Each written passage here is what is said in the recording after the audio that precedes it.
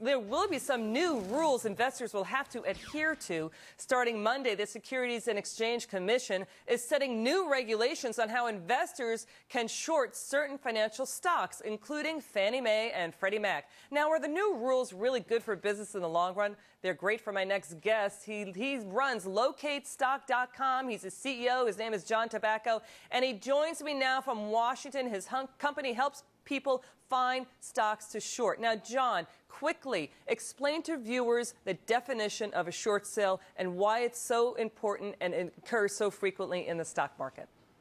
Well, Liz, thanks for having me on. And it's very important that people understand that short selling is a very integral part of the capital market. Short sellers add liquidity. Short selling is something that's been part of the market for years. And short selling is a mechanism where people can take bets against the market. So they bet that a stock is going down rather than the traditional bet of a stock going up. And if you sell something that you don't own, you need to borrow that to deliver it to the person you sold it to. Basically, you borrow the stock, and then when it goes down in value, you give it back and you keep in your pocket the difference. You give it back to the broker who lent it to you, right? You sell stock and you borrow shares to deliver to the person who purchased them. Okay? At a later date in time, when that stock decreases in value, you go into the marketplace, you buy new shares, and you return those shares to the person who you borrowed them from. So they have no risk. There's no risk inherent in that transaction. It's a fully collateralized transaction, and it's a tremendous part of the marketplace,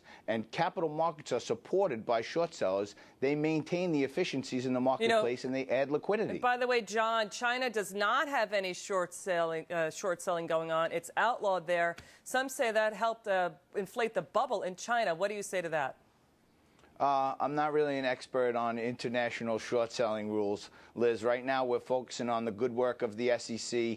They've come in, they've identified the problem. They've given the major prime brokers and clearinghouses two and a half years since Reg Show went into effect. But, John, here's the deal. I mean, we saw a bump up in stock for a number of financial firms, about 17 or 19 of them. The SEC said you cannot do what's called naked short selling against these companies, and including Fannie Mae and Freddie Mac, meaning that you actually have to physically, when you borrow those shares, you have to have them in hand. You can't just go out and do a short sale without them. Is that what's going on? Well, since 2005, Reg Show has told the prime brokers and clearing firms that they had to enter into a bona fide agreement and establish reasonable grounds that they could borrow the shares. Now, the new emergency ruling by the SEC hasn't outlawed naked shorting. It's still a function that has to go on in the marketplace. Market makers need to go in and short stock that they don't borrow.